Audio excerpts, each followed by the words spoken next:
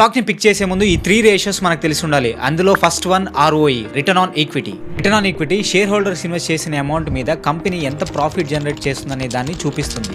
Return on equity ఎంత హైలో ఉంటే ఆ కంపెనీ షేర్ హోల్డర్స్ అమౌంట్ని అంత బాగా యూజ్ చేస్తుందని, అలాగే మంచి ప్రాఫిట్స్ జనరేట్ చేస్తుందని అర్థం. ఫర్ ఎగ్జాంపుల్ ROE 18% ఉంటే 100 రూపీస్ ఇన్వెస్ట్ చేసిన షేర్ హోల్డర్కి 18 రూపీస్ ప్రాఫిట్ వచ్చిందని అర్థం.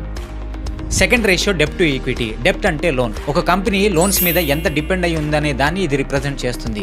డెప్ట్ టు ఈక్విటీ రేషియో హైలో ఉంటే ఆ కంపెనీ ఎక్కువ లోన్స్ మీద డిపెండ్ అయి ఉందని అర్థం. సో డెప్ట్ టు ఈక్విటీ రేషియో ఎంత తక్కువలో ఉంటే ఆ కంపెనీ సేఫెస్ట్ అని మనం అర్థం చేసుకోవచ్చు. సో ఒక కంపెనీని పిక్ చేసుకునే ముందు ఐడియల్గా డెప్ట్ టు ఈక్విటీ లెస్ దెన్ 1% ఉండేటట్టు చూసుకోవాలి. And third ratio EPS, earnings per share. ఒక షేర్కి కంపెనీ జనరేట్ చేసే ప్రాఫిట్ని రిప్రజెంట్ చేస్తుంది. అర్నింగ్స్ పర్ షేర్ ఎంత హైలో ఉంటే ఆ కంపెనీ మంచి ప్రాఫిట్ జనరేట్ చేస్తుందని అర్థం. అండ్ ఫ్యూచర్లో కూడా ఈ స్టాక్ గ్రో అవ్వచ్చు. పిక్ చేసే ముందు రిటర్న్ ఆన్ ఈక్విటీ, డెప్ట్ టు ఈక్విటీ, అర్నింగ్స్ పర్ షేర్ని చెక్ చేయండి.